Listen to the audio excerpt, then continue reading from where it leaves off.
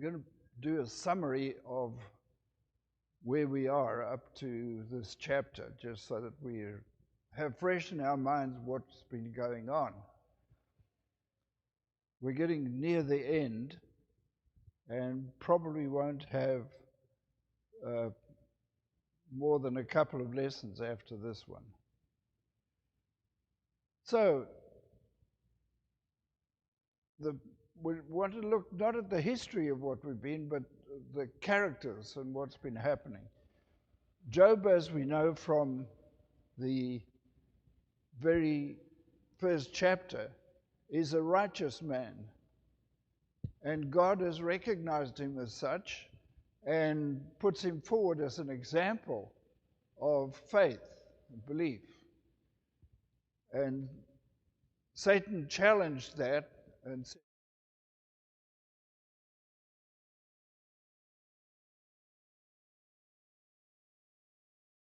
helped him to prosper and nothing can go wrong. But let him lose some of his property and we'll see whether he still believes. And the same for his health. Satan came back the next session and, well, he said, of course, skin for skin, what will a man do for his skin? Of course he believes, because you haven't allowed me to touch him. So God allowed Satan to touch Job, but to leave him alive.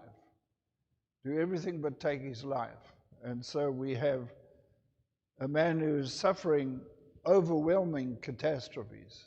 We think we have problems in our lives. They don't touch the hem of the garment of problems like Job experienced. Job recognized the viewpoint of the friends. He went along with it. And their viewpoint was retributive justice. If you do wrong, you're going to get punished. If you do right, you're going to be blessed. And so now the opposite is in effect. You're suffering, therefore you must have sinned. And all we need to do is help you find out what your sin is, admit it, get right with God, and everything will go back to normal. Job, because of the way he suffered it, he couldn't get any relief, concluded that God was now his enemy, no longer his friend. And he could not reconcile this with what he had known about God. So he had this enormous inward struggle between what has happened to him and what God is doing and how inaccessible God seems to be. So his friends who had unjustly accused him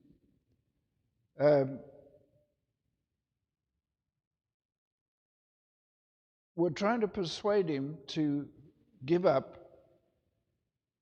They were bound to the traditions of the ancients, and they could not get away from it. That viewpoint was so set in their minds that everything was governed by that.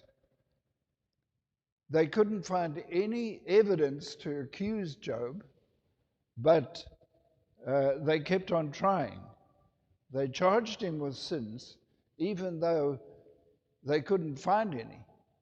They suggested, well, you must have done this, or you probably did that, and you didn't recognize it. And so they thought that they were seeking God's favor because they were doing the right thing, helping this man get right with God. And so they did this at the expense of truth. They weren't really interested in doing much investigation. And of course, they didn't know what had transpired between God and the Satan. After the three have struggled through a number of discourses, the appearance of Elihu is recorded. And Elihu is a young man, younger than all of the others, but very angry with them because they had messed around trying to find something to straighten Job out with, and they'd failed. And so he said, you're the wiser, older people. You should have known better. You should know what's going on. And so he pointed out that Job and his friends were all sinning in this. But he said, there's a better explanation for what is going on with Job. We don't totally accept the righteousness due to, or righteousness would bring blessing and sin would bring suffering. So,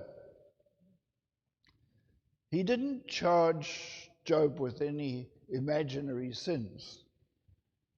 But he said there are some things which Job had said that were wrong. And so maybe this is the problem with him. Job's disposition was hardly a gracious one. And you can excuse a lot of that because he's in terrible suffering. He shows, Elihu shows that God speaks to man in three ways.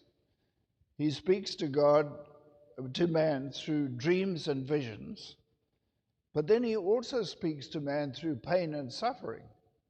So somehow this pain and suffering is a message for God. And he said that such messages are either to correct or to discipline people. And so Job is under some kind of discipline or correction for what has happened. And then God also speaks to man through messengers or angels. And he considered himself to be a messenger, come to help Job know what was wrong and to get it fixed. And he said that God has the perfect right to punish because he knows everything. And he has the right to use his power to help people get back into a correct relationship with God.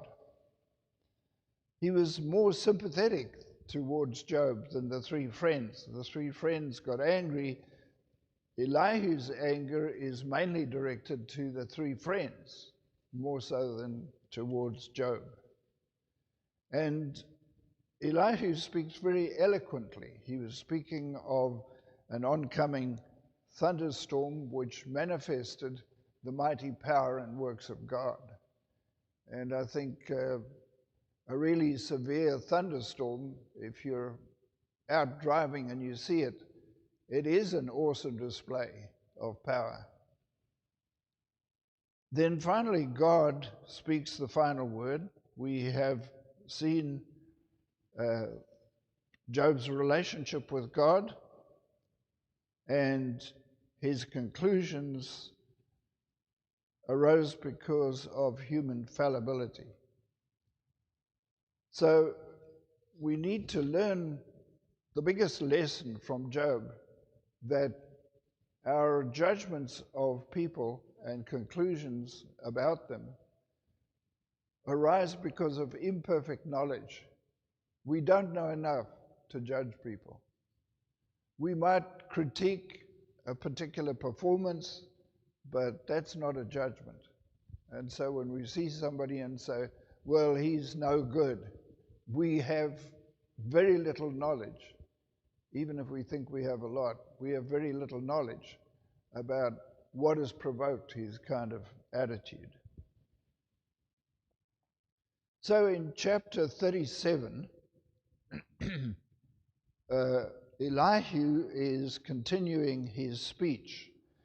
And I need to let you know that I'm using the Legacy Standard Bible. It will vary in a lot of places from yours, but I like it as a translation. It's a revision of the New American Standard of 95, and it really puts things very clearly, especially in Job, where the language is sometimes very difficult to understand. So, chapter 37, beginning at verse 1, at this also, and he's been thinking about this thunderstorm which was apparently approaching as he began to talk. At this also my heart trembles and leaps from its place. And so that's his inner being, not literally the blood pump.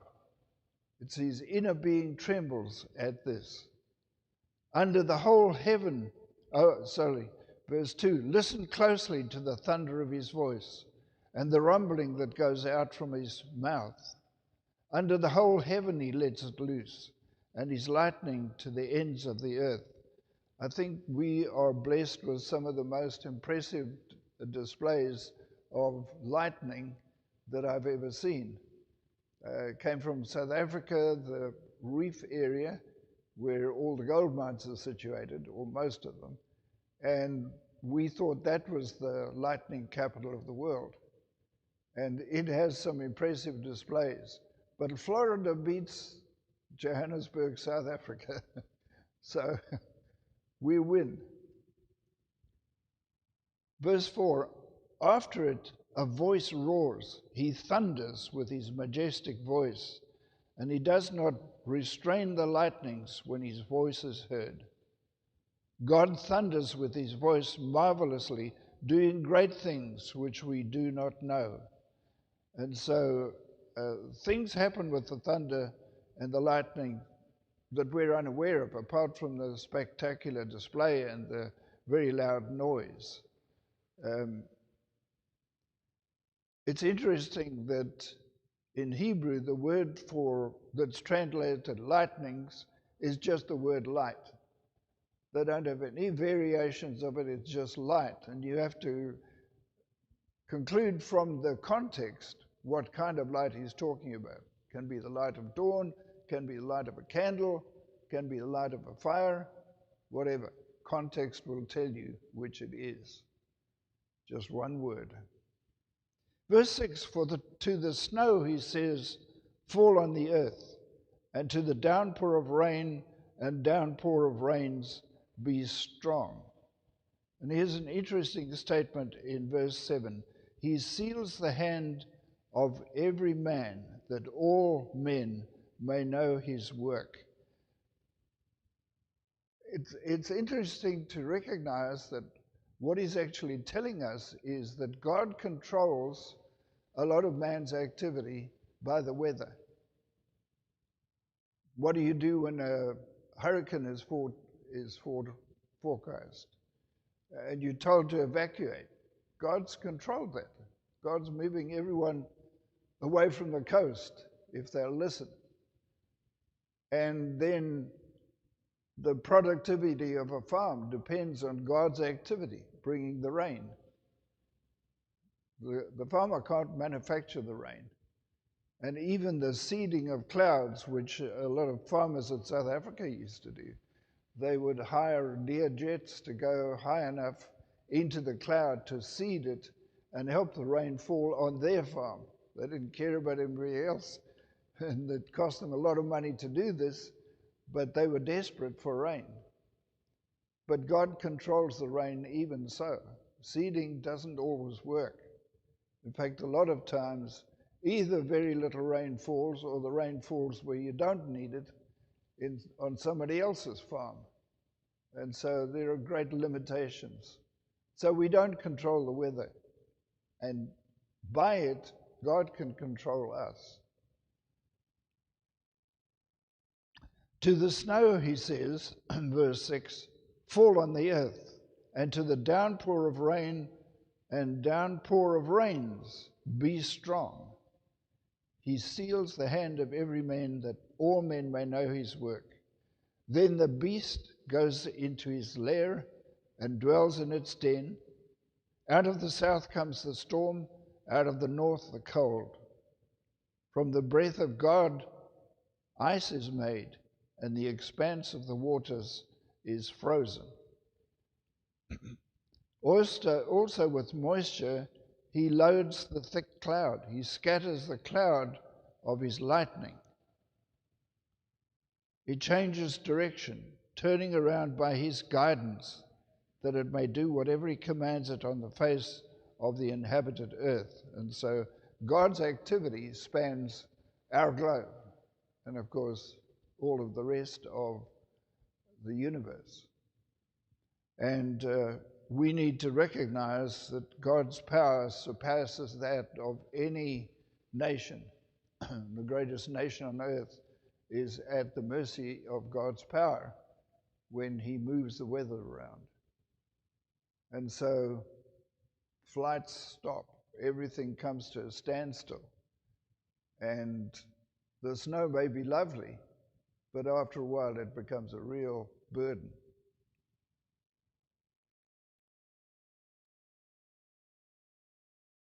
Verse 13, whether for correction or for his world or for loving kindness, he causes it to happen.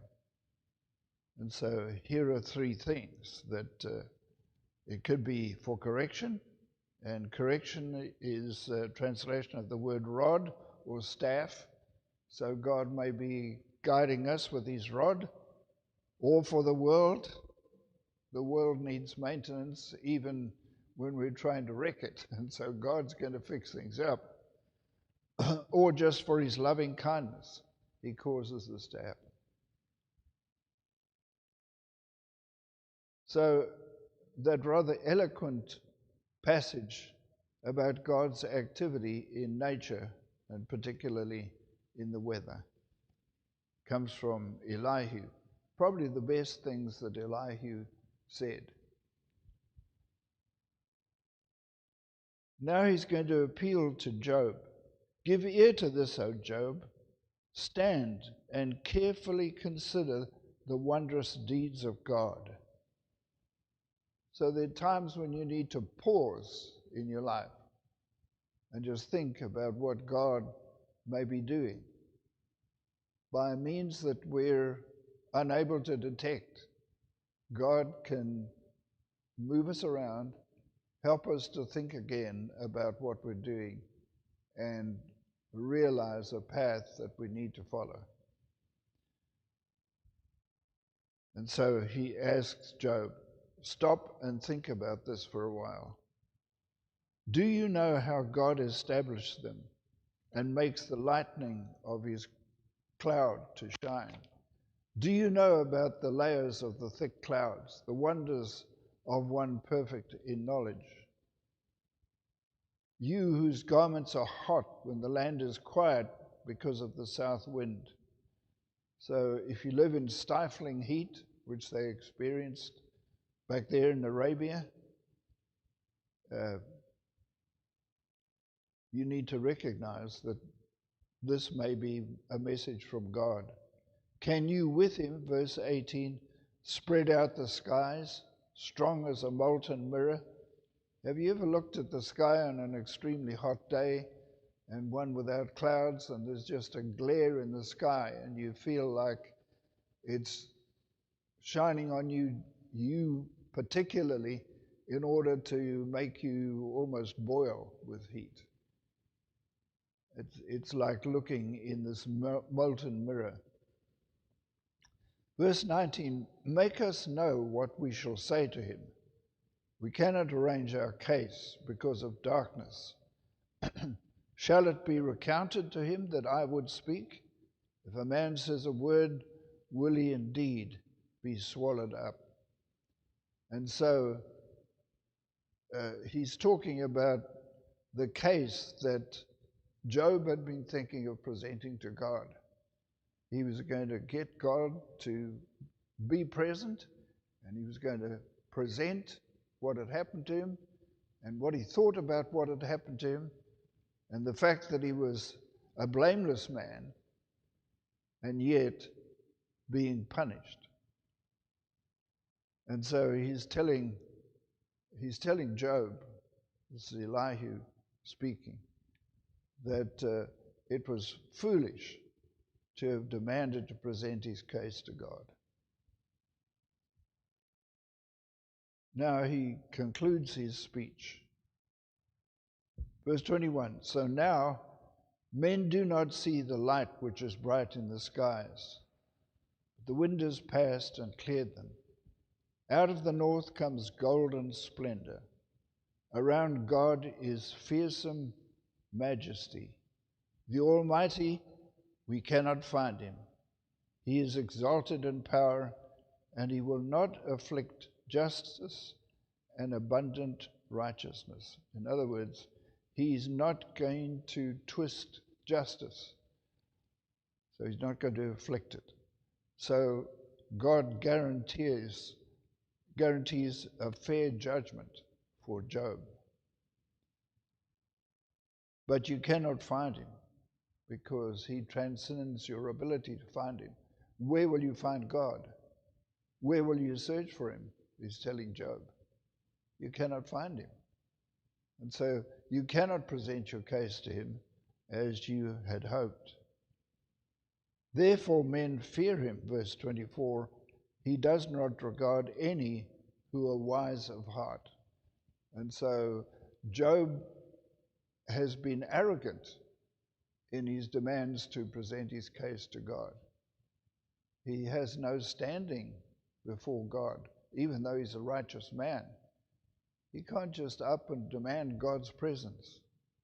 And so, even though you think, Job, that you are wise in heart, you know everything, you don't have the right.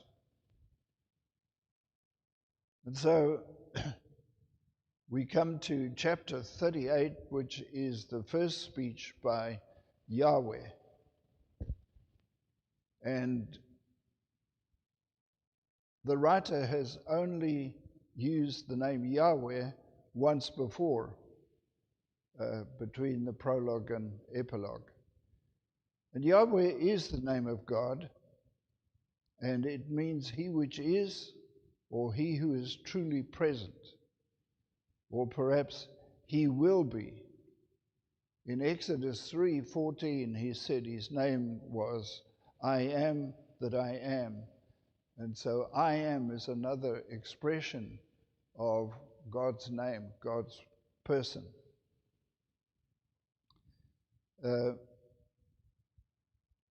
He speaks to Job with the name Yahweh. We have for centuries, it seems, avoided the name Yahweh. We've made all kinds of excuses. Oh, we don't know how to say it properly. And we've replaced the name Yahweh with Lord in most of our translations forever. And this arose because the Jews were afraid lest the name of God be used in vain. And Exodus 20 and verse 7, I believe, says that God will not hold you blameless if you use his name in vain. So the Jews gradually worked themselves up into this dread and fear of having their people use the name in vain. So throughout scriptures, and Yahweh is used close to 7,000 times in the Old Testament. They decided that you had to use some other word in place of Yahweh. And so they thought it would be best to put Lord in there, Adonai. But the Jews have such strict regard for the written word that they would not allow Yahweh to be scratched out or written over. That for the Jews is an absolute non-starter. You cannot do that. So they devised a scheme. They took Yahweh, which is in consonants only. You have to put the vowels in order to get Yahweh, otherwise it's just YHWH. So they took the vowels of Adonai and put them in that, and guess what came out? Jehovah. But as my first year Hebrew students learned in the first quarter of studying Hebrew, Jehovah is an impossible word. The rules of Hebrew grammar, The way you had to insert the vowels was such that if you looked at Jehovah, you would say, that's an impossible word. What am I supposed to do? And that was a sign to you to look in the footnote where you would discover that you should say Adonai. And so this impossible word, Jehovah, the King James introduced it, printed it out about 4 times. The American Standard, not the American Standard, I think it's we'll just call it the American Standard. They produced it about 70 times, just a little over 70 times, of all the thousands in the Old Testament. So Jehovah became a word which people associated with God, and it's completely wrong. You know, some of the songs we sing hallelujah, praise Jehovah, from the heavens praise his name. Jehovah is not his name. It's not even a proper word. So that needs to be corrected.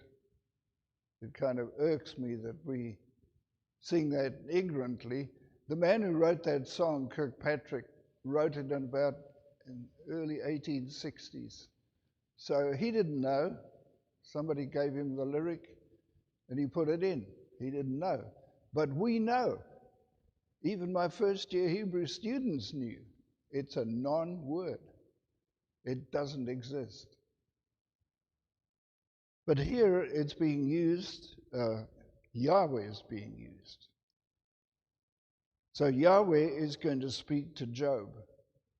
And he speaks to Job to help him discover where he's gone wrong and to gain a better understanding of what's been happening. The final word comes from Yahweh. We have the 3 friends, Elihu, Job, and now we have Yahweh, all present, all listening, apparently. So the last words, almost the last words of Job, were a desire, even a challenge, for God to come and answer him. So instead of responding to Job's request, Yahweh is going to talk about his world, what he has created. He's going to talk about his inanimate and animate objects, the animals that he has created, the natural features that he has brought into being, and he is going to show in all of this that there is a wisdom behind all that has been created. As Yahweh speaks, he makes no reference to what happened in heaven. So he doesn't offer that kind of insight for Job at all. And so he doesn't say anything about Job's sufferings, his questions, his harsh words, except to say, Job, you spoke without knowledge. You're really too ignorant to try and challenge God and discuss these things on God's level. You can't get there. And I think anytime we start to believe that we understand God and we know what's happening, we don't. We have to be very calm and controlled and wait for God to reveal whatever needs to be revealed to us. And so he doesn't even refer to Elihu and his speech. And he asks Job a lot of questions, which almost suggest that Job might consider himself to be in the know on these various things. And so we begin chapter 38, and in the first verse, Yahweh answered Job out of the whirlwind and said, and you look at whirlwind, suddenly it was brought to my attention that a whirlwind was very often a mechanism by which God introduced himself or made some appearance. They call it a theophany, an appearance of God to man. It's not God himself, it's not God's person, but it's just an appearance of God, like the burning bush for Moses. It caused Moses to go aside to look at this. And then he had a discussion with God. Who is this who darkens counsel by words without knowledge? I love that statement there. You darken counsel. You obscure the plan by your ignorant statements. Words without knowledge. Not ignorance in the sense of he's a stupid person, but just a person without all the facts. You're trying to make decisions. Verse 3, now gird up your loins like a man, and I will ask you, and you make me know. So here's a frightening challenge. If God was suddenly to appear to you and say, I'm going to say some things and I want you to answer me. I'm going to ask you some questions. Exams used to terrify me anyway, but if it was an exam in front of God, I think I would probably just pass out. So gird up your loins is a way of preparing for action. They wore these flowing robes. If you were going to do any real heavy work, you had to gird them up so that the hems wouldn't drag on the ground and get caught in the machinery or whatever. So now the first question, verse 4, where were you when I laid the foundation of the earth? Well, that's a big question. Tell me if you know understanding. Who set its measurements, since you know? Or who stretched the line on it? On what were its bases sunk? Or who laid its cornerstone? When the morning stars sang together and all the sons of God shouted for joy. Okay, where were you when all this began? What does the earth rest on? Who set its measurements? And interestingly, the metric system is based on the measurements of the earth. But these are kind of questions which are actually, they're beyond a person of Job's understanding. And the morning stars sang together. We don't know what they sang. We don't know who they were. Were they actually angels, or were the stars themselves singing? Some people have said on astronomical observations that there is sound coming from the stars. And that may always have been there. But what was that? And what were they singing? Verse 8, who enclosed the sea with doors when, bursting forth, it went out from the womb? The scientists may have an explanation for the origin of the sea. All we're told in Genesis is that God divided the waters above the earth and the waters under the earth. But we don't know how all of that happened. We don't understand why the seas were developed. We don't understand how they were placed.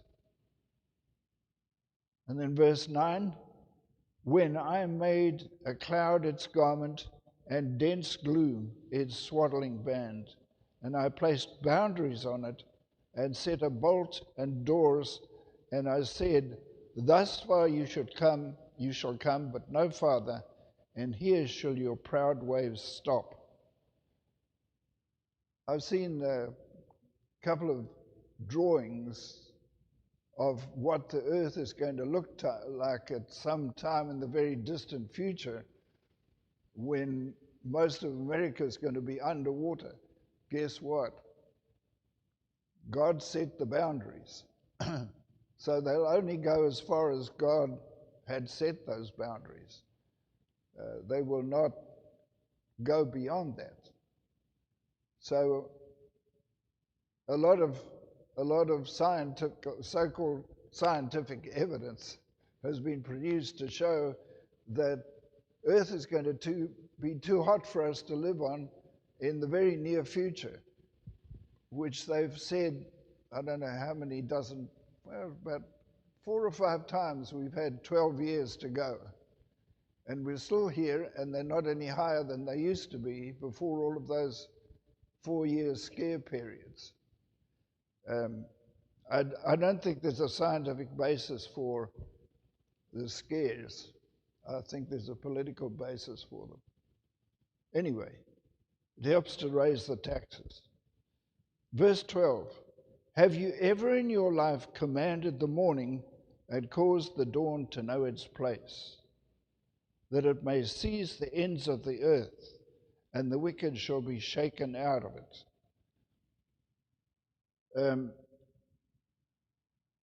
You can't command the morning.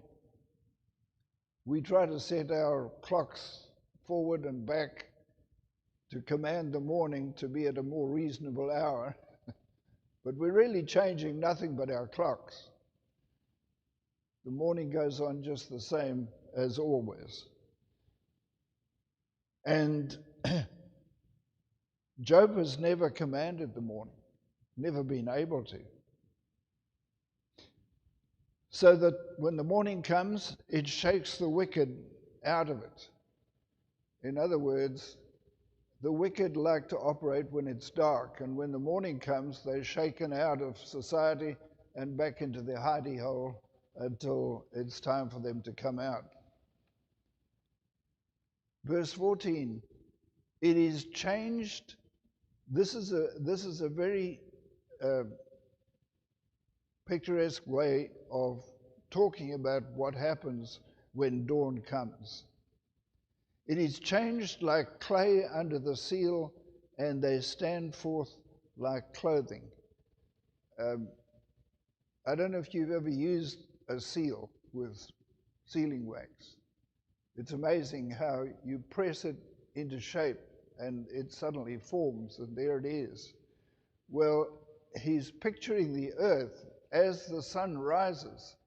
So the sunlight causes the texture of the earth to be revealed. Buildings stand out. If you look at Google Maps, you can see it with the sunlight and without the sunlight.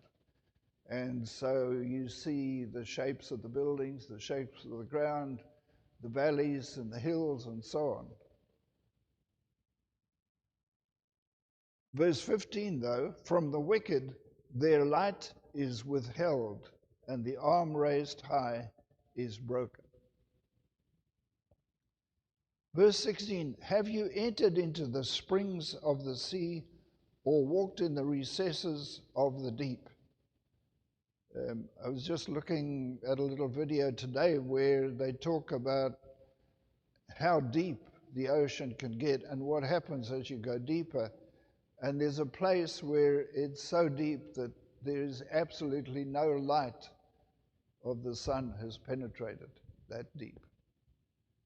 And we think that the Titanic is deeply buried. It goes much deeper than that. Verse 17, have the gates of death been revealed to you, or have you seen the gates of the shadow of death? Have you carefully considered the expanse of the earth? Tell me if you know all this. And so he's just showing Job how little he really knows. Even though this was in what you might call a pre-scientific age, when a lot of these things we know something about, but we are far from knowing everything about them. And in fact, our knowledge is a pretty thin layer. if you put it on the sea, the knowledge of how far down we can go. It's a pretty thin layer. And the depths can be frightening, and yet God has created them, and there are creatures who live far deeper than we ever imagined. We're constantly surprised. Then verse 19, where is the way to where the light dwells, and darkness, where is its place? That you may take it to its territory, and that you may discern the paths to its home. So, where does the light go? Have you ever thought about that question? Can you get your mind around it?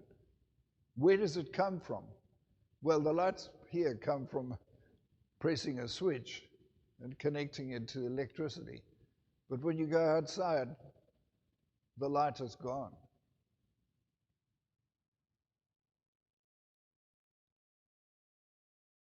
Verse 21, you know, for you were born then, and the number of your days is great. And this is a very sarcastic statement. Imagine sarcasm used by God, but he is using it here with Job. Because Job has been so pretentious.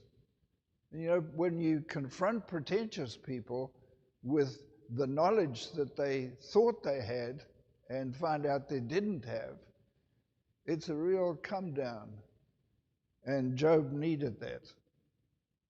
Now he goes on to snow and hail. 22. Have you entered the storehouses of the snow, or have you seen the storehouses of the hail, which I have reserved for the time of distress, for the day of war and battle? Where is the way that the light is divided, or the east wind scattered on the earth? So that snow and hail may be reserved for a time of distress, it looks like that's something which God may bring on men. And you can remember weather greatly affecting the outcome of the German invasion or attempted invasion of Russia. The weather just stopped that. And so does Job know where all of this happens? Verse 25, who has cleft a conduit for the flood, or a way for the thunderbolt, to bring rain on a land without people, on a desert without a man in it, to satisfy the waste and desolate land, and to make the growth of grass to sprout? Why would God talk about rain falling on a desert? Well, God has creatures in that desert. There are foxes, there are jackals, there are hares, there are rodents. And here's God providing for that. Does Job know about this? Does he understand the principles that God may be using? Verse 28, has the rain a father, or who has begotten the drops of dew? From whose womb has come the ice and the frost of heaven? Who has given it birth?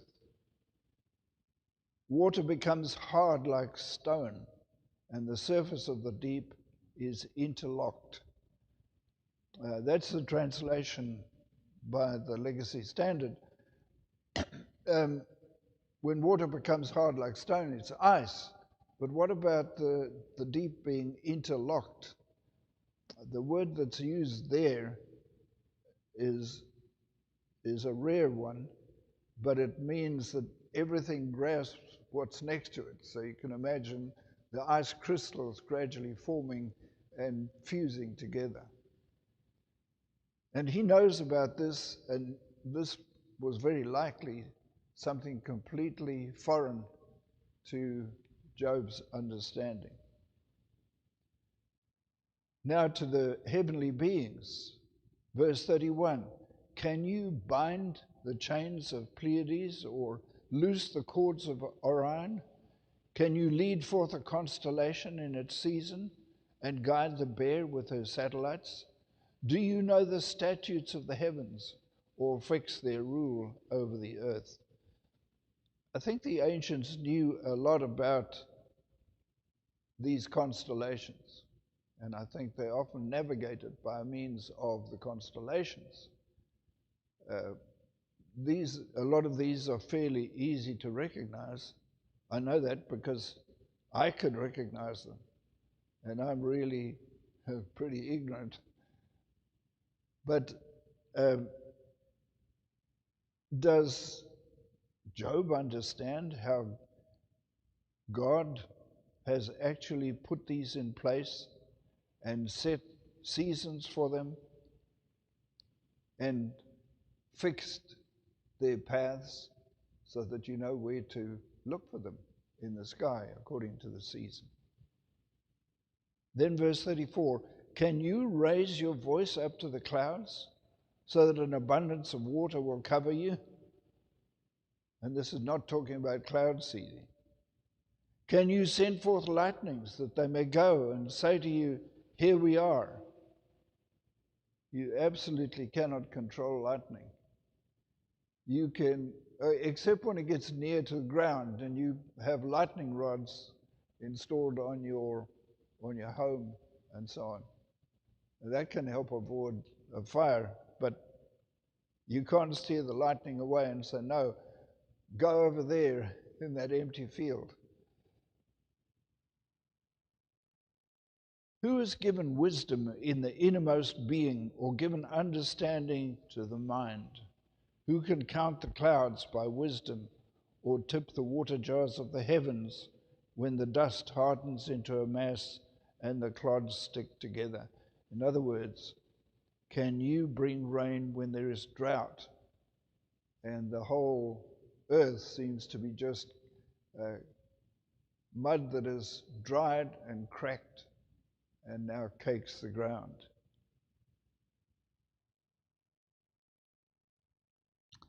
Now he's turning to the world of animals in verse 39.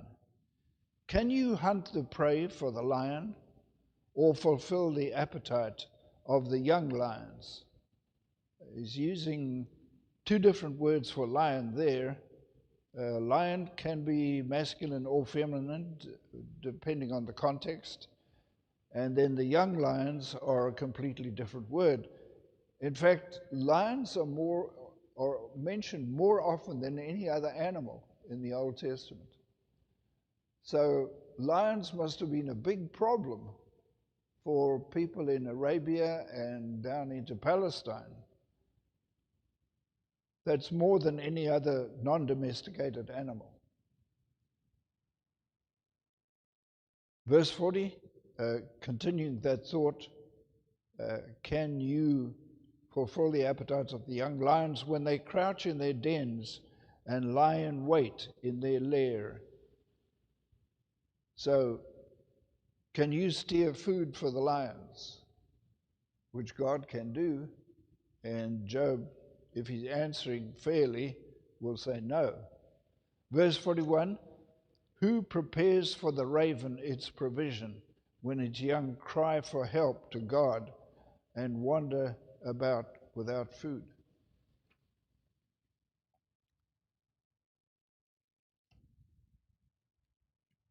And we continue in the next chapter,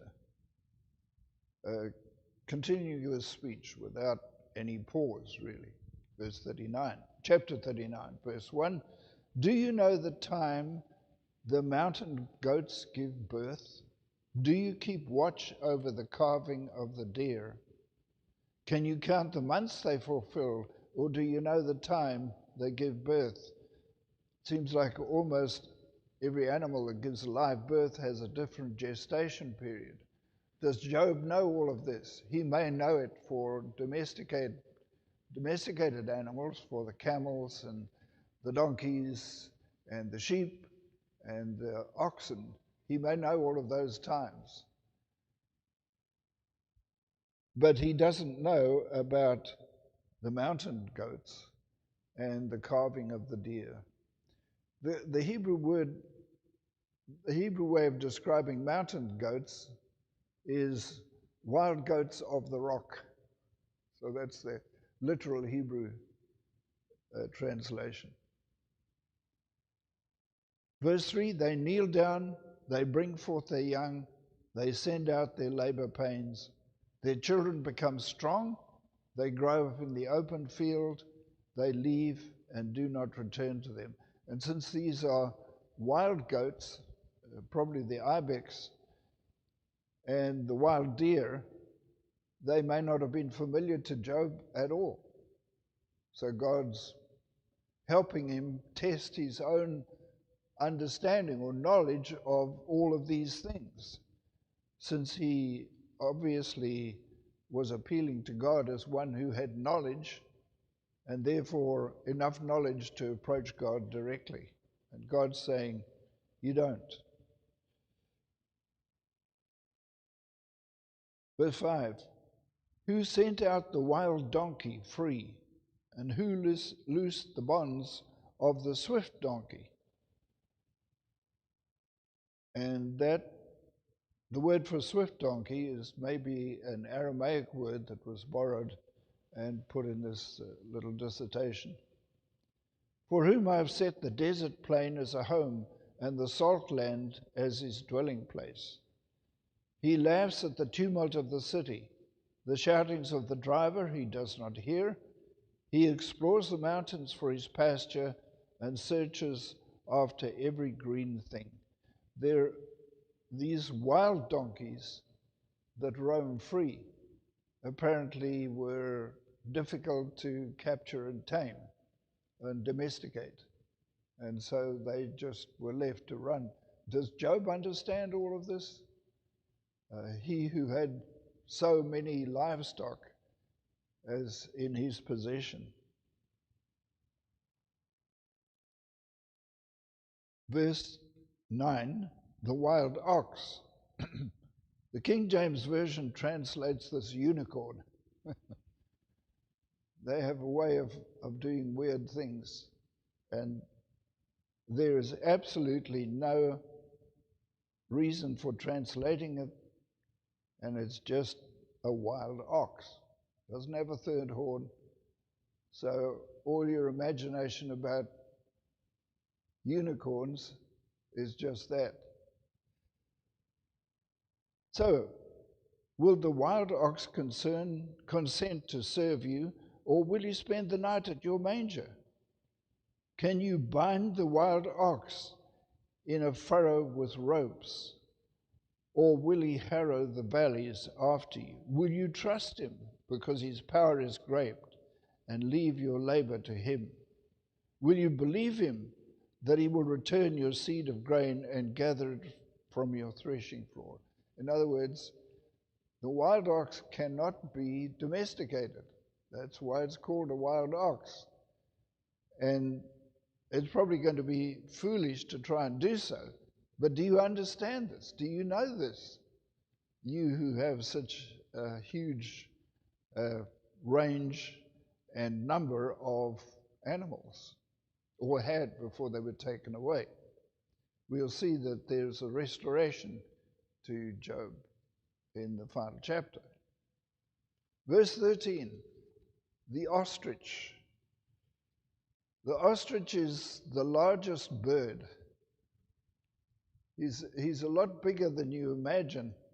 He's weighs 200 to 300 pounds. Got all this information off the internet. He has the largest eye of any land animal. Did you know that? 2 inches wide. Huge eyes. Well, you may have seen the huge eyes, but not really understood that they measured that much. And he can run at 43 miles an hour. If you want to catch one, get ready. And then they can be 7 to 9 foot tall. The ostrich's wings flap joyously, but are they the pinion and plumage of a stork? So they might have these great feathery arms, but they cannot fly at all. Verse 14, she leaves her eggs to the earth and warms them in the dust, and she forgets that a foot may crush them, or that a beast of the field may trample them. She treats her children cruelly, as if they were not hers. Though her labor be empty, she is without dread, because God has made her forget wisdom and has not given her a share of understanding. In other words, the ostrich is a pretty stupid bird, but it does provide wonderful feathers for feather dusters and various items of clothing, I think. When she raises herself up high, she laughs at the horse and his rider. My youngest son, Stephen, when he was working in South Africa rescuing orphans, went to a kind of a weekend resort, and it was an ostrich farm. And they get you to ride the ostrich, but you need one person either side of the ostrich to keep it on some kind of course. And once they get it going, I mean, they put a saddle on, and he sat on the saddle and hung on for dear life. But that ostrich ran fast. It wasn't a very long run because you got two guys who are trying to keep up with it, and it certainly didn't reach its 43 miles an hour. But it was a pretty scary ride anyway, or it looked like it, although he had fun. Then the time is up. So we'll look at the war horse next time. But I have fun with the ostrich. And if you go on holiday to South Africa, that's one thing you might want to do. I think Rex and Deb are going. Well, Rex is not volunteering for the ostrich ride. But I think Deb would.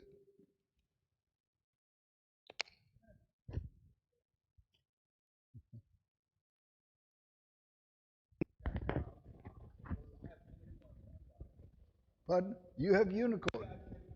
Oh, yeah.